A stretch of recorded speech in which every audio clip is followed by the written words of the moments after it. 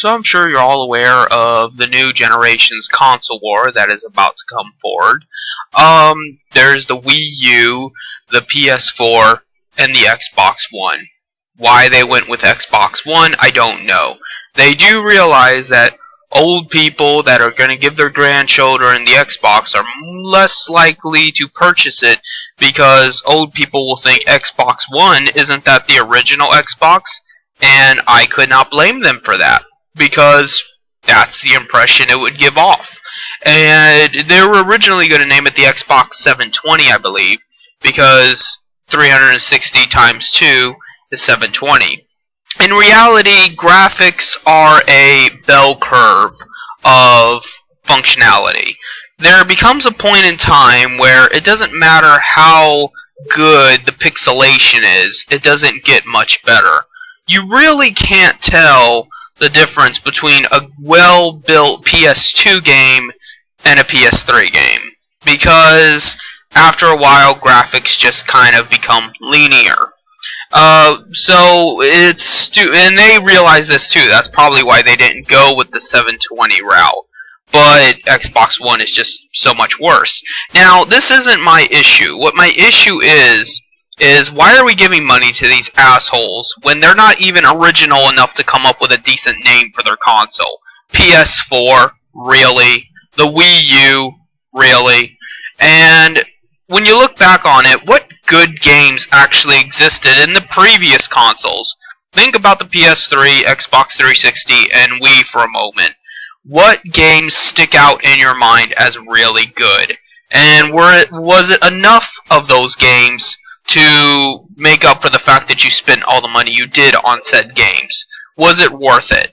And after you've determined whether or not it was worth it, was it still worth it, realizing what the gaming industry has become, how corrupt it's become, how it doesn't allow independent developers to get into the door, how they want to basically put you against the wall and force you to use subscription fees and DLC, and they want you to sign up online, and they want to know your address and your social security number and all this other bullshit. They want to label you, they want to have you by ball and chain, they want to bind you because they don't want to lose a single penny. They're so worried about piracy, they're so worried about, people getting more out of the game than what they want you to get. But meanwhile, they are a multi-billion-dollar industry. They've always been a multi-billion-dollar industry. Even back before, it was easier to pirate. They were multi-billion-dollar industry. I remember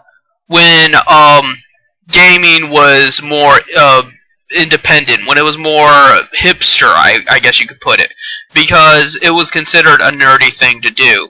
The original Xbox, for example, there was the original Xbox, the PS1, the GameCube, and the Dreamcast. Now, I was always a Sega player growing up, and the Dreamcast did not do too well. Why? Because the Dreamcast came out at a bad time, it didn't have any titles of its own to hold itself up on, and it just was not good at marketing. Sega never was. Sega always relied on better graphics and better technology than its competitors, which does not work in gaming. Gaming does not work that way. And on top of that, the Dreamcast was actually really good at pirating games, because this was back when people had dial-up primarily.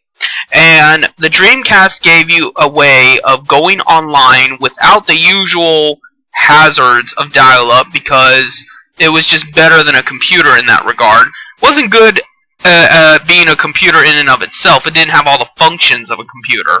But it was good at getting online and being able to burn CDs on it. It actually had a built-in system to be able to burn games, and so people used the Dreamcast to pirate other games. And they could even play PS1, GameCube games and things like that on the Dreamcast. So it plummeted. It did not do well because the Dreamcast was not making sales in and of itself. People were just buying it as a hardware disc to be able to pirate said games.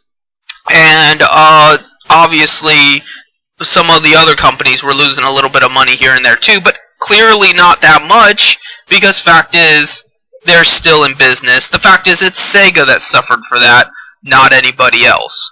So, clearly piracy is not the problem. But you already know that.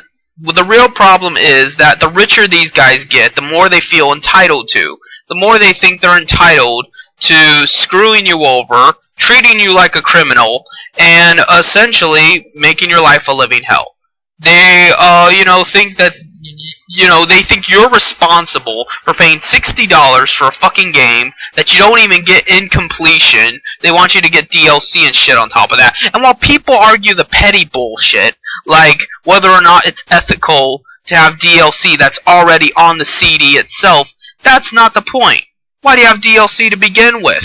And why do you have to pay $60 for something you're going to have to turn around and pay $10 for DLC later? Why are you having to pay for this shit at all? Look how much fucking money these guys have. Why are you having to pay so much of your money when you do not have the disposable income that they clearly do? All of this shit, and we're living in a technological age where we don't even need to pay for shit.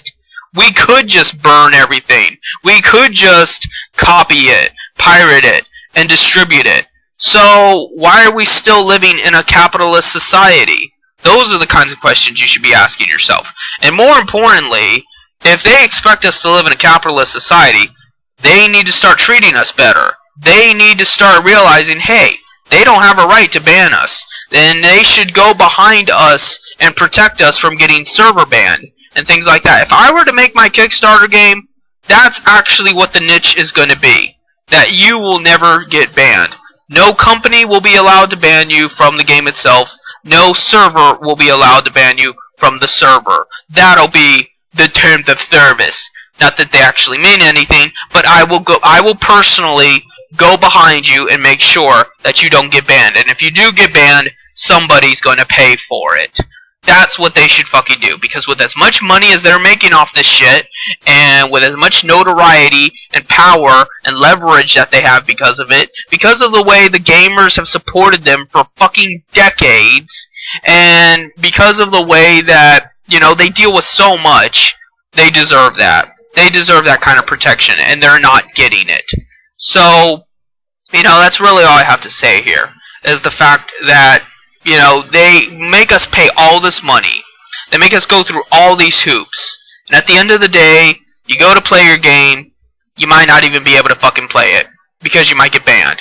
That's what I talk about with moderators. It is an exorbitant amount of problems. It is just one conspiracy after another. It's not simply the price gouging. It's not simply the mistreatment. It's not simply the corruption and the lies and the extortion and the fraud. It's everything. It's all spanning together and creating this entire world of evil corporate oligarchy. And it's just a wrongful criminal industry that we don't need to put up with.